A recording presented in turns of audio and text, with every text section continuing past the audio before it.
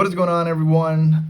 So today I have a flying deck profile for you guys called KFC, Kung Fu Crane. Shoutouts to Master Crane from Kung Fu Panda. So again, the idea of the build is to have a bunch of flying mons, so flying only, and then mix it with fighting energy. So almost like a flying dojo. So shoutouts to Justin.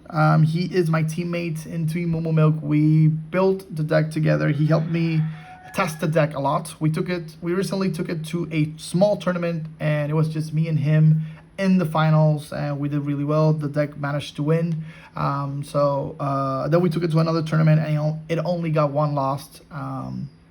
So the deck has done really well, and we think this is the final build, and it's probably one of the strongest colorless builds in the meta at the moment. So I'm very excited to showcase it today.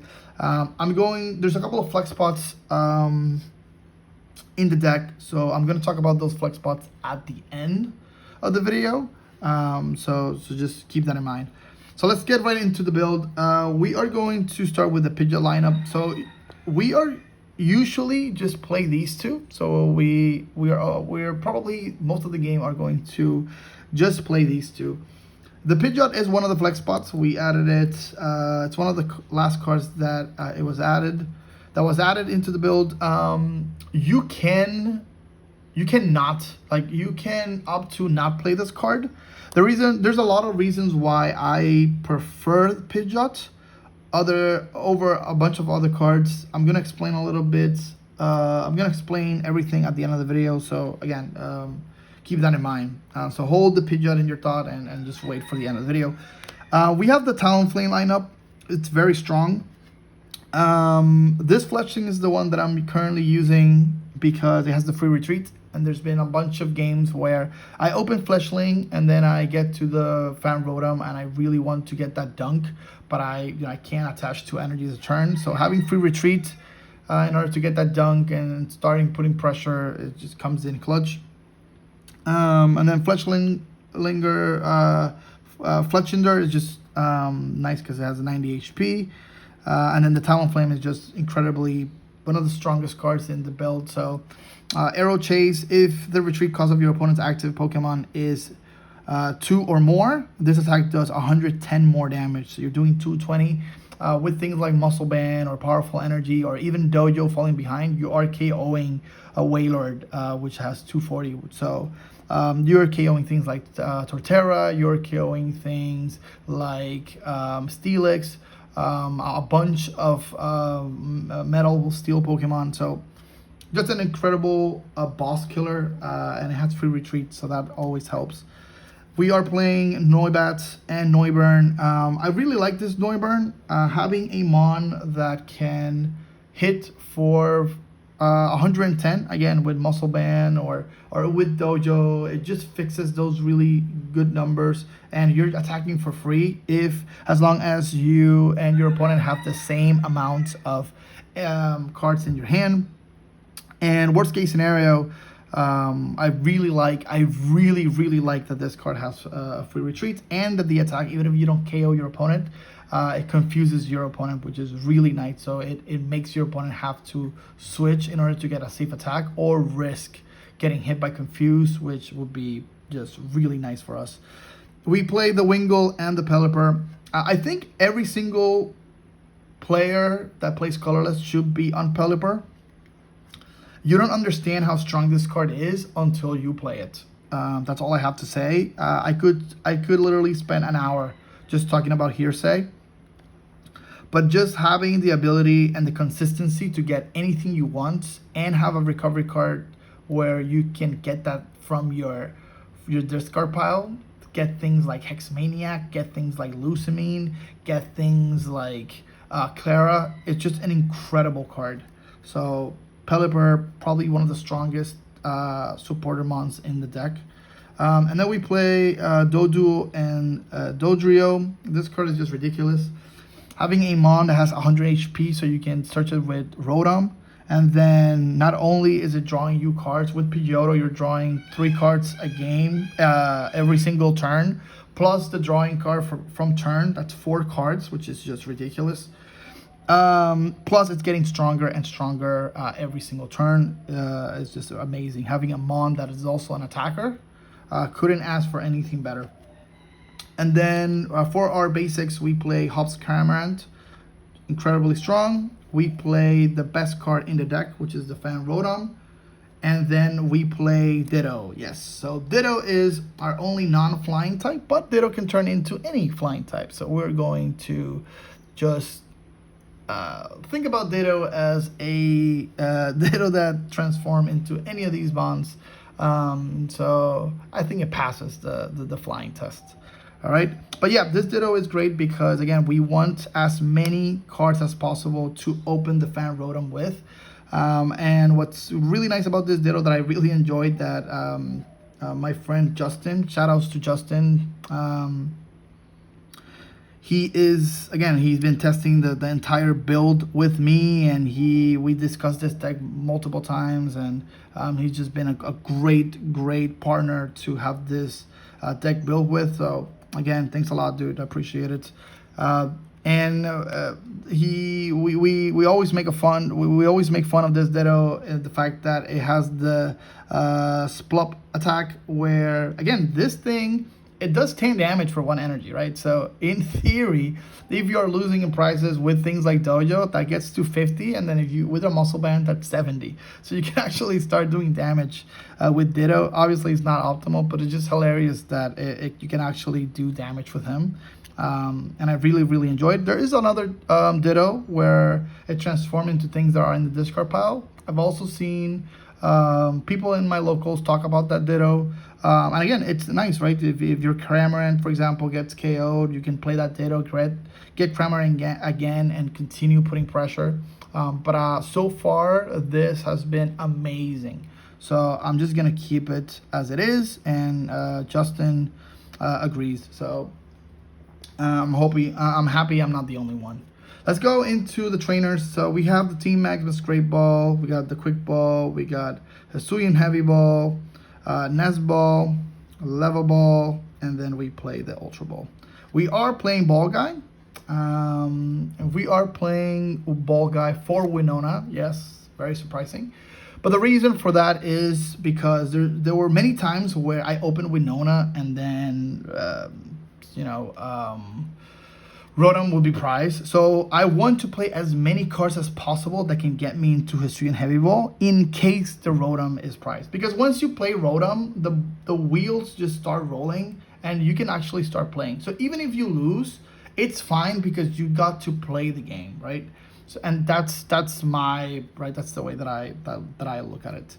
We play Professor's Letter. Pokémon Communication, again, a great card that can get you into any single evolution. This will get you many times into Pelipper. If you get that Pidgeot or that Talonflame earlier in the game, it gets transformed into that Dodrio or that Pidgeotto to actually start digging into your deck every single turn. So I just really enjoy Pokémon Communication. Sometimes you draw Ditto, you have nothing, you can't really do Ditto because it already passed your first turn. So you can turn that Ditto into something incredibly strong that you might have in deck. We have Buddy-Buddy Poffin, obviously, Trainers Mail, Stadium Nav. We have so many incredible stadiums, like things like Parallel City or Dojo, that even Artisan that can get us dunks. That Stadium Nav is just incredible. And even if you're just gonna play them once, the fact that we have Lucamine and we have Hearsay to recycle those back and forth over and over again, is just ridiculously strong. We play Scoop Up Net, Night Stretcher. You could play Rescue Stretcher. I've just been enjoying Night Stretcher personally. Enhanced Hammer, incredibly strong. Field Blower, Burst to Seeker. We play the Rare Candy. This is one of the latest additions, and it's one of those flex spots. I really like having Rare Candy because a lot of times as people get to know the matchup, if they start like killing the Fletchling, for example, where is the threat into becoming Talonflame, you could get that Fletchling with things like Stretcher or Clara or whatever, and then immediately following the following turn you can evolve it into Talonflame. So I'm happy to have something to just get to that strategy very quick, just in case. There's been even games where Pidgeotto has been prized and you just sitting with a Pidgey there that's not doing anything. So being able to evolve it so that it doesn't get KO'd by spread, and then you also have like a retreater or potentially a trump card with the fly attack.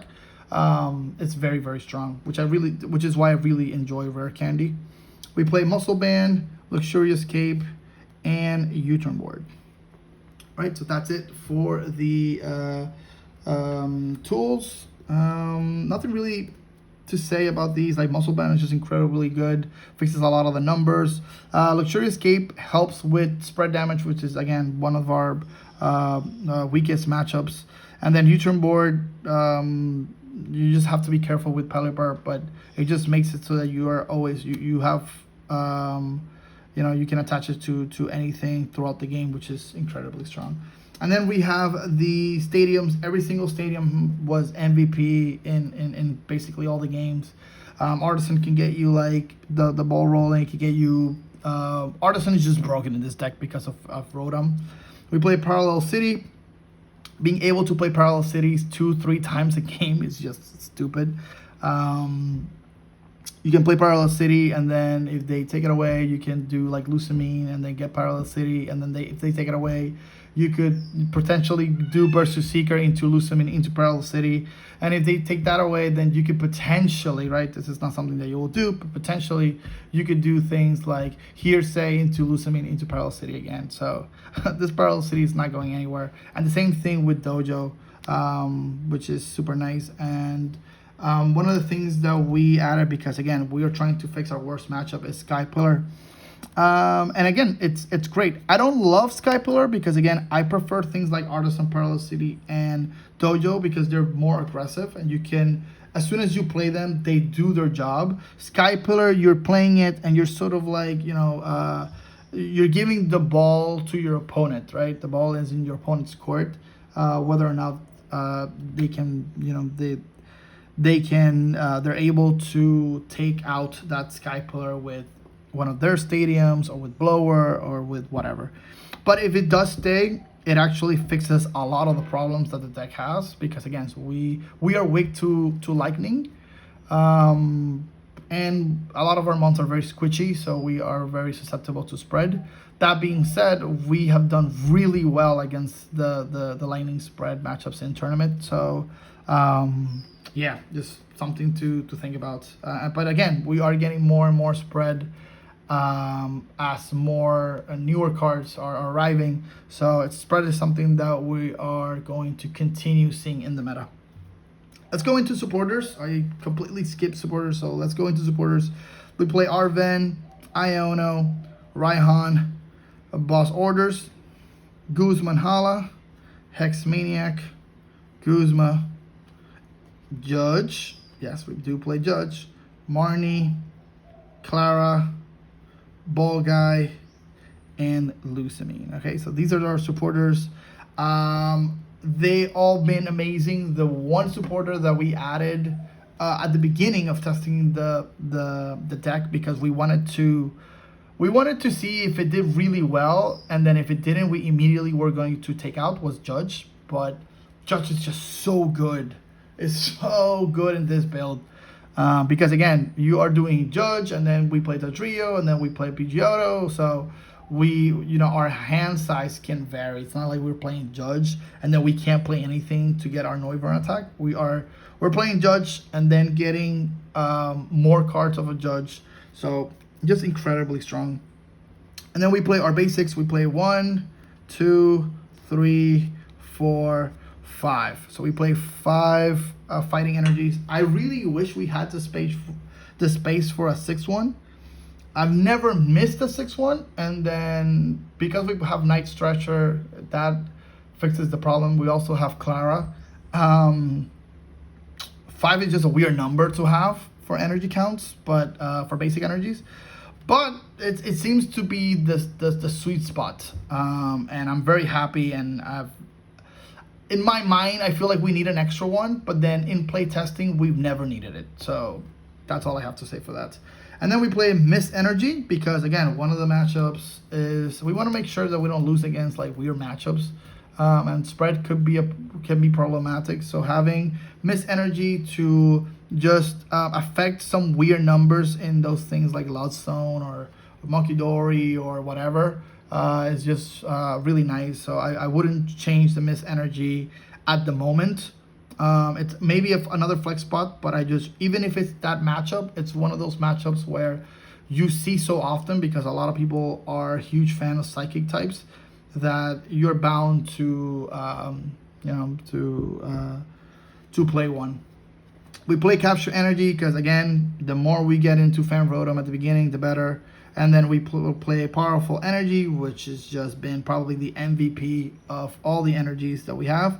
And then Reversal Energy has just been really, really, really, really strong. Being able to give it to Noivern, or give it to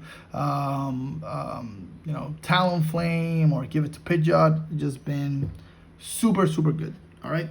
Let's go into, so that's it for the deck. I hope you enjoy it. Please build it. My recommendation is build the deck card by card, test it, learn how to play it, and then once you do that, then start changing things so that you can make the deck your own. If you start changing things off the bat, then it might not give you the results that you are looking for, or that I'm sure that it can give you. So that's my recommendation. So let's talk about Pidgeot for a second, because this is one of the flex spots that I wanted to talk about. Let's move this aside. All right, so this is one of the latest additions into the build, and I wanted to talk a little bit about this card, because in the future this card will probably change, because again, maybe we just need a better Pidgeot. That's it.